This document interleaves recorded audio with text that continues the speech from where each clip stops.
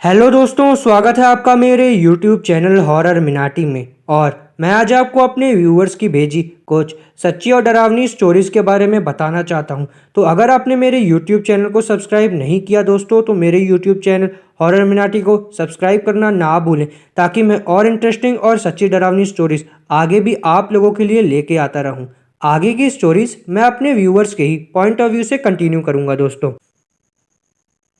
दोस्तों मेरा नाम शंकर है और मैं आपको अपने दादी की बताई एक सच्ची डरावनी कहानी के बारे में बताना चाहता हूँ। दोस्तों, ये कहानी मेरी दादी के गांव की है, जिसका नाम गोपीनगर था। गोपीनगर गांव बहुत अमीर था। यहाँ के लोग सिर्फ अपने काम से मतलब रखते थे। ऐसे ही लोगों को मतलबी भी कहा जा सकता है। यही गांव में पीपल का एक पेड़ है जो बहुत ही घना है, जिसके नीचे चबूतरा भी बना हुआ है। सब लोग हंसी खुशी से रहते थे। लेकिन एक दिन एक भिखारिन बुढ़िया भीख मांगते हुए गोपीनगर गांव पहुंच जाती है। वह मोहन के दरवाजे पर जाती है और भीख मांगती है। बुढ़िया कहती है, बेटा कुछ खाना दे दो, मुझे भूख लगी है, भगवान आपको और धन देंगे। मोहन कहता है, सुबह सुबह भीख कौन मांगता है, काम पर जाने का समय है, जाओ यहाँ से आगे, अभी मैं काम पर जा रहा हूँ। बाहर की आवाज़ सुनकर अंदर से कमला बाहर आ गई। कमला कहती है, रुको, मैं इनके लिए कुछ खाना लाई हूँ। बुढ़िया कहती है, भगवान तुम्हारा भला करे बेटा। बुढ़िया खाना लेकर चली जाती है। मोहन कहता है, क्या ज़रूरत थी खाना देने की, पैसे की बर्बादी करती हो। लोग सब हमसे अमीर हो रहे हैं और तुम पैसे उड़ा रही हो। कमला कहती है, तुम बिना मतलब के बात मत किया करो, खाना खराब हो चुका था इसलिए मैंने दे दिया। खाना लेकर भिखारिन बुढ़िया पीपल के पेड़ के नीचे चली जाती है। खाने को खोलती है तो उसमें से बदबू आती है। गौर से देखा तो उसमें कीड़े भी पड़ चुके थे। गरीब बुढ़िया ने खाना फेंक दिया और दूसरे घर में भीख मांगने चली गई। और वह शीला नाम के औरत से बोली, भगवान भला करेंगे तुम्हारा, मुझे खाना कुछ दे दो, और हाँ, गंदा खाना बिल्कुल मत देना, मैं पहले से ही बहुत बीमार हूँ और बीमार मुझे नहीं पड़ना है। शीला कहती है, हाँ हाँ, भीख मांगती हो, ऊपर से फरमाइश भी करती हो, जाओ, मेरे पास कुछ नहीं है देने के लिए। गरीब बुढ़िया वहाँ से दूसरे घर में खाना मांगने चली गई। एक आदमी ने थोड़ा सा खाना दे दिया। बुढ़िया कहती है, बेटा थोड़ा सा खाना और दे दो, इसमें तो पेट भी नहीं भरेगा। लड़का कहता है, देखो हम इससे ज़्यादा नहीं दे सकते, महंगाई का ज़माना है, पेट्रोल कितना महंगा हो गया है पता है आपको। गरीब बुढ़िया को गांव के लोगों को इतनी कम भीख मिली कि उससे उसका पेट भी नहीं भरता। कुछ दिन में वह और ज़्यादा कमज़ोर हो गई।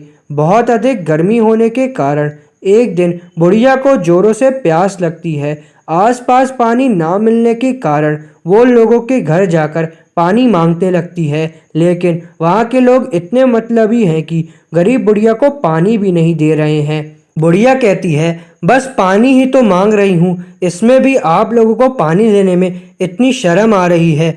उसे कोई भी पानी नहीं देता है। उसे देखते ही वहाँ के लोग उसे भगा देते हैं। लोगों के घर जाकर वह बहुत थक चुकी थी, लेकिन उसे एक बूंद पानी पीने के लिए नसीब नहीं हुआ। चलते चलते वह उस पीपल के पेड़ के नीचे जाकर बैठ जाती है। कुछ देर बाद बीमारी और पानी ना मिलने के कारण बुढ़िया की वहीं पर मृत्यु हो जाती है। बुढ़िया के मर जाने के बाद वहाँ अजीब अजीब सी घटनाएं होना शुरू हो जाती हैं। जब रात को सब लोग सो रहे होते हैं तो आधी रात को एक औरत के रोने की आवाज़ सुनाई देती है। ये आवाज़ इतनी तेज़ होती है कि पूरे गांव को सुनाई देती है। रोने की आवाज़ के साथ साथ चीखने चिल्लाने की आवाज़ें भी आने लगती हैं, जिससे लोग और भी ज़्यादा डरने लगते हैं।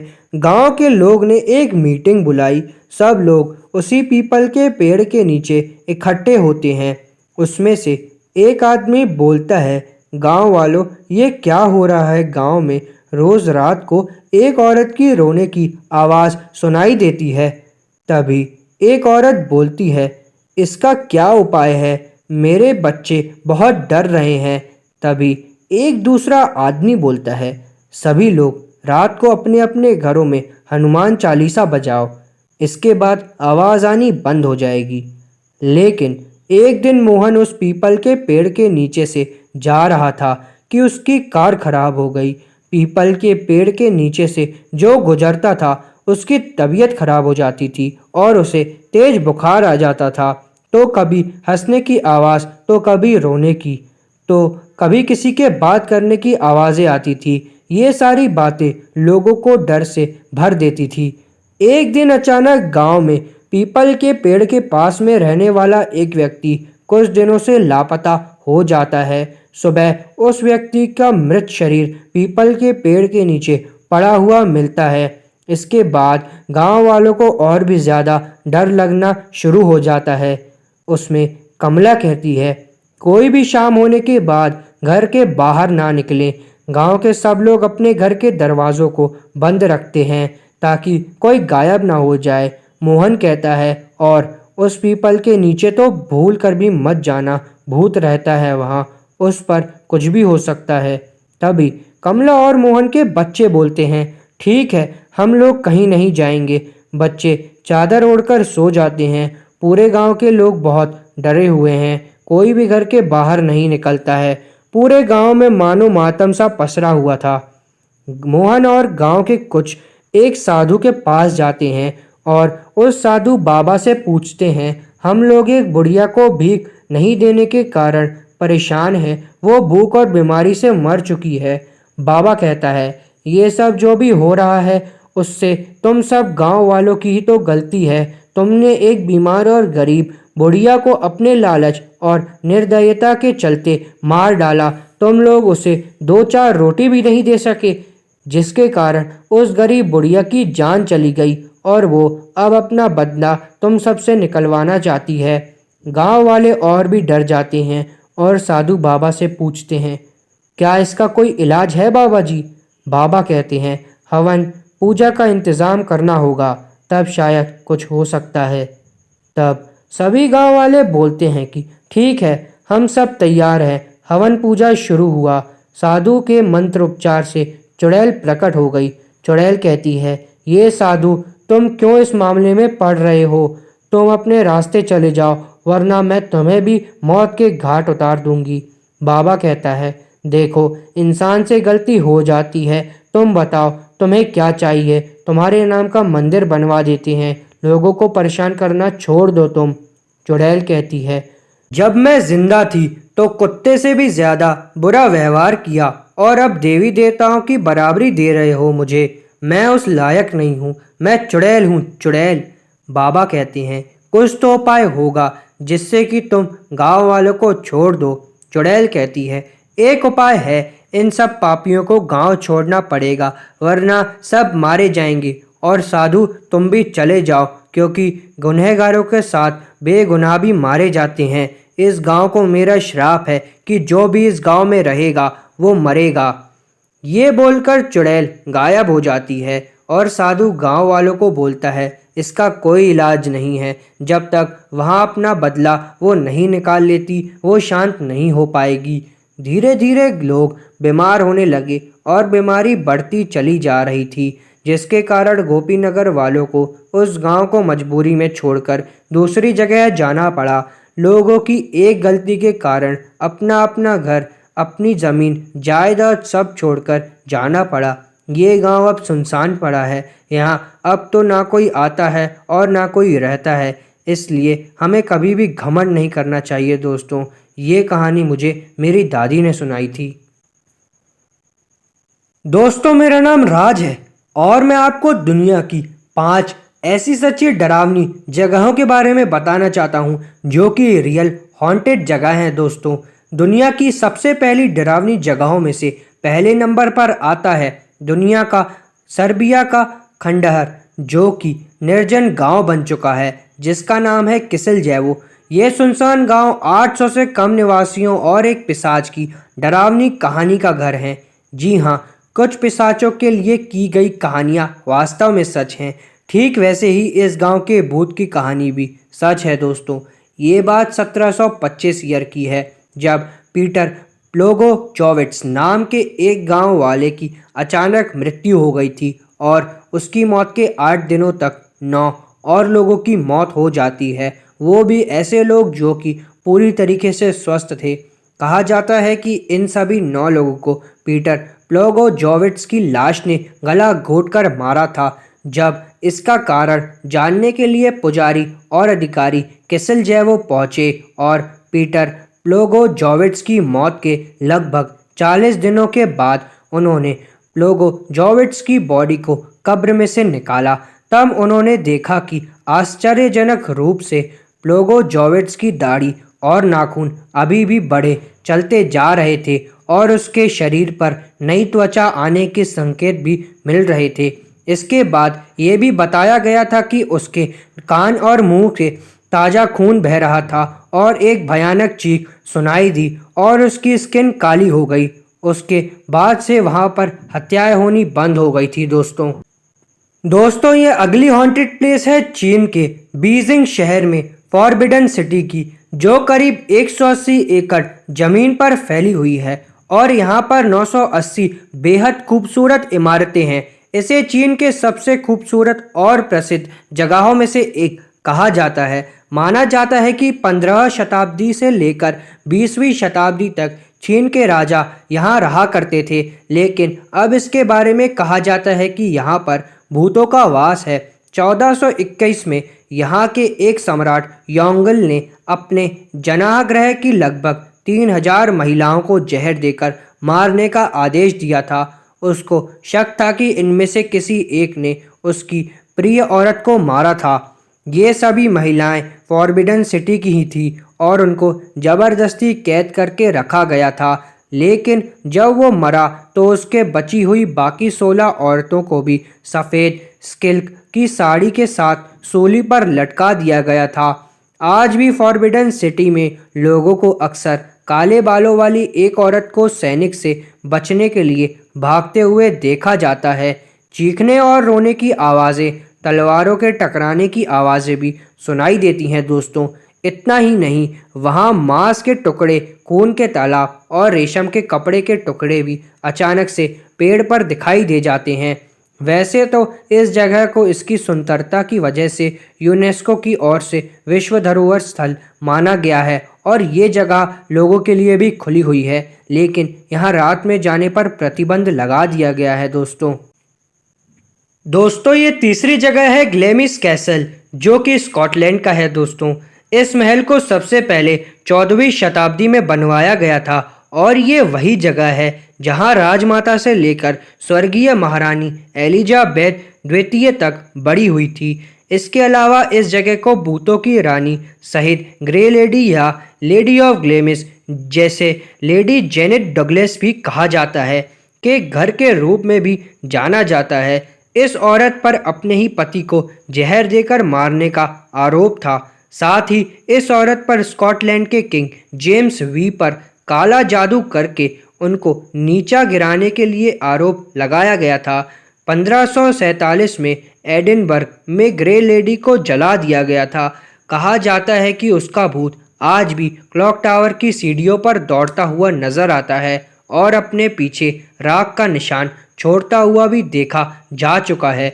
वहीं कहा जाता है कि एक बिना जीव वाली औरत को महल के पास वाले गार्डन में घूमता हुआ देखा गया है और 18वीं शताब्दी में एक लड़के जिसके साथ वह दुर्व्यवहार हुआ था, उसका भूत भी कई बार देखा गया है। वो भूत रानी के कमरे के पास एक कुर्सी पर बैठा रहता था, लेकिन जिस भूत की यहाँ सबसे ज़्यादा बात होती है वो अर्ल बर्डी है।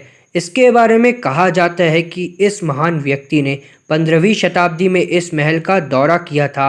एक दिन जब वो शराब के नशे में महल आया और बोलने लगा कि कोई मेरे साथ ताश खेलो, लेकिन जब कोई नहीं आया उसके साथ ताश खेलने, तो उसने नशे में बोल दिया कि मैं खुद अकेले भूतों के साथ ताश खेलूंगा। उसके बाद काले रंग की एक हुड वाली जैकेट पहने हुए एक रहस्यमय आदमी ने उसके साथ खेलने की पेशकश की। अगली सुबह अर्ल वहां नहीं था और महल में आने जाने वालों ने इस बात की जानकारी दी कि उन्होंने रात में किसी के थप्पड़ मारने और चिल्लाने, रोने, कांच टूटने की आवाज़ों को गौर किया था। दोस्तों, ये चौथी हॉन्टेड प्लेस का नाम है मॉन्टे क्रिस्टो होमस्टीड, जो कि ऑस्ट्रेलिया में है। इस घर को ऑस्ट्रेलिया का सबसे डरावना और भूतिया घर कहा जाता है। ये शहर से काफ़ी कटा हुआ है। इसको 1884 में किसान क्रिस्टोफर क्रॉली द्वारा न्यू साउथ वेल्स में एक पहाड़ी पर बनवाया गया था। 1920 में उस किसान की मौत के बाद उनकी पत्नी एलिजाबेथ एक बिबल इमर्स्ड रेक्लूस बन गई और मरने से पहले 2 बार इस घर को छोड़कर चली गई। लोगों का कहना है कि उनका भूत आज भी कमरे में चलता हुआ नजर आता दिखाई देता है। प्रत्यक्षदर्शियों ने बताया है कि जब भी वो दिखाई देता है तो बहुत ही ज़्यादा ठंडक हो जाती है और कभी-कभी उसके हाथ में चांदी का एक क्रॉस भी होता है। उसकी पास आत्माओं का एक पूरा ग्रुप है, जिसमें उसकी एक नौकरानी भी है जो इसी घर की बालकनी से कूद गई थी और उसकी मौत हो गई थी। एक लड़का जिसको उसके मालिक ने जला दिया था और एक मानसिक रूप से विकलांग व्यक्ति जिसे 40 साल तक देखभाल करने के लिए केयरटेकर की झोपड़ी में बांध कर रखा गया था और अब उसका भूत अपनी उपस्थिति दर्ज कराने के लिए चेन को बजाता है। लेकिन इसमें कितनी सच्चाई है, इसका कुछ भी एग्जैक्ट पता नहीं है। दोस्तों, मेरा नाम जिगर है और मैं मध्य प्रदेश का रहने वाला हूँ। और आज जो मैं स्टोरी आप लोगों को बताने जा रहा हूँ वो मेरे पिताजी के साथ घटित हुआ था। उस समय मेरे पिताजी नगर परिषद कटनी में नौकरी पर थे। उस वक्त उनकी ड्यूटी पत्तरवाड़ा से 3 किलोमीटर दूर गोरखेड़ा के नाके पर लगती थी। गाड़ी का ज़माना ना होने के कारण पिताजी साइकिल से आना जाना करते थे। रात बेरात की ड्यूटी हुआ करती थी। हमारा घर भी गौरखेड़ा में होने के कारण एक रात पिताजी 1 बजे नाके के लिए निकले। संतरे के बगीचों की खंडक थी। रास्ते पर 1-2 लाइटें थी। नाके पर पहुंचे बाद उनको 20-30 मीटर के अंतर पर ही एक बस दिखाई दी। वो बस वहां नाके पर आकर रुक गई और उस बस के ड्राइवर ने कंडक्टर को नीचे उतरकर देखने को कहा कि नाका आया है कि नहीं आया। मेरे पिताजी को ये देखकर सुकून मिला कि चलो कोई बस तो आ गई। मेरे पिताजी ने देखा कि नाके के कोई भी आदमी बाहर आया ही नहीं था तो वो खुद ही अंदर चले गए। नाके के अंदर उन्होंने देखा कि अंदर एक आदमी बड़ी गहरी नींद में सो रहा था। मेरे पिताजी ने उसको उठाया और बोला, अरे बाहर गाड़ी आई है और तुम अंदर आराम से सो रहे हो। वो आदमी एक बार तो चौंक कर बोला कि मैंने तो कोई आवाज़ ही नहीं सुनाई दी मुझको। फिर भी वो मेरे पिताजी के कहने पर बाहर आया तो बाहर कोई बस थी ही नहीं। मेरे पिताजी तो बहुत बुरी तरीके से घबरा गए कि बस एकदम से कैसे गायब हो गई। वो नाके वाला आदमी जानता था कि मेरे पिताजी ने जो देखा वो छलावा था। नाके वाले ने सिर्फ ये कहा कि गांव वालों से इसके बारे में पूछ लेना, वो तुम्हें सब कुछ बता ही देंगे। अगले दिन सुबह मेरे पिताजी ने एक गांव वाले किसान से पूछा, कल रात 1 बजे मुझे सवारियों से भरी एक बस दिखाई दी और थोड़ी देर बाद वो गायब हो गई। तो उस गांव वाले ने उसको बताया कि आज से 5 साल पहले इसी नाके पर एक बस दुर्घटना हुई थी जिसमें ड्राइवर, कंडक्टर और 20 से 30 समेत यात्री मारे गए थे। तब से अब तक कई लोगों को उस बस समेत ड्राइवर, कंडक्टर का छलावा नजर ही आता है। मेरे पिताजी ये सुनकर काफ़ी घबरा गए। उसके बाद उन्हें वो बस कभी नज़र नहीं आई, लेकिन वो आज भी जब भी इस किस्से के बारे में जिक्र करते हैं तो बहुत डर से जाते हैं। नमस्कार दोस्तों, मेरा नाम अंकित है और मैं पंजाब के ब्यास ज़िले का रहने वाला हूँ और मेरे चाचा से मिलने मैं अमृतसर आया हुआ था। वैसे मैं भूत प्रेतों में ज़्यादा विश्वास नहीं करता हूँ, लेकिन उस दिन जो मेरे साथ हुआ उसको देखकर मुझे इस किस्से को आपके सामने रखना होगा ही। एक रात वहाँ पर हम परिवार के 5 सदस्य, मैं, मेरे दादाजी, चाचा और चाची जी और मेरा चचेरा भाई भी था, और मैं सोफे पर सो रहा था और दादी से बातें कर रहा था, और चाचा और चाची और मेरा चचेरा भाई ऊपरी माले पर बने रूम में सो रहे थे। रात के 10:30 ही बजे थे। तभी मैंने अचानक देखा कि किसी ने गैलरी की बिजली बंद कर दी। जिस रूम में हम बैठे थे वो गैलरी से थोड़ा दूर था, और मुझे वहाँ से गैलरी में कुछ साफ दिखाई नहीं दे रहा था। ये पक्का करने के लिए मैंने अपने चचेरे भाई आकाश को आवाज़ दी, और दूसरी तरफ मुझे हाँ की आवाज़ भी सुनाई दी। मैं चौंक गया कि वो वहाँ कैसे पहुँचा, क्योंकि उस गैलरी तक सिर्फ हमारे रूम से ही जाने का रास्ता था। मैंने फिर से तेज आवाज में उसका नाम पुकारा, और इस बार भी वही आवाज दुगनी तेजी से सुनाई दे रही थी। जब मैंने इसे बार बार सुना तो मैंने बिना डरे उस अंधेरी गैलरी में जाने की सोची, और ये देखकर हक्का बक्का रह गया कि वहाँ कोई भी मौजूद नहीं था। अब मुझे थोड़ा डर लगने लगा था। मैं जल्दी से वहाँ से भागा और मेरे कमरे से होते हुए आकाश के कमरे में गया और देखा कि वो तो सो रहा था। मैंने उसी समय उसे जगाया और गैलरी वाली घटना बताई। आकाश ने कहा, मैं तो सो रहा था और मैं तो नीचे आया ही नहीं। मैं ये सब सुनकर डर गया कि ये सब कैसे हो गया, क्योंकि कोई चोर भी हमारे कमरे में घुसे बिना उस गैलरी तक नहीं पहुंच सकता। मैंने सोचा ये सब मेरे साथ ही हुआ, लेकिन अगले दिन चाचा ने बताया कि उन्हें भी कभी आवाज़ें सुनाई देती हैं, लेकिन वो ध्यान ही नहीं देते। कुछ महीनों बाद उन्होंने वो घर बेचकर दूसरा नया घर ले लिया, लेकिन वो गूंजती आवाज़ों का रहस्य आज भी मेरे लिए भूलना नामुमकिन है। दोस्तों, मेरा नाम अमित है और मैं जबलपुर का रहने वाला हूँ, और मेरी दुकान एक किराने की है जो कि संत नगर इलाके पर है। आज मुझे हमारी दुकान पर काम करने वाले अंकित के बारे में बताना है। अंकित वैसे तो एक मेहनती लड़का था, पर शायद उसको कुछ दिमागी तकलीफ थी। वो जल्दी गुस्से में आ जाता था और काफ़ी मुंहफट भी था। गरीब घर का लड़का समझकर हम उसे काम तो दे दिया था। हमें मालूम नहीं था कि ये हमारी सबसे बड़ी गलती साबित होगी। आज अंकित को इस दुनिया में नहीं है, पर अंकित का खौफनाक प्रेत दुकान पर दिन रात मंडराता रहता है।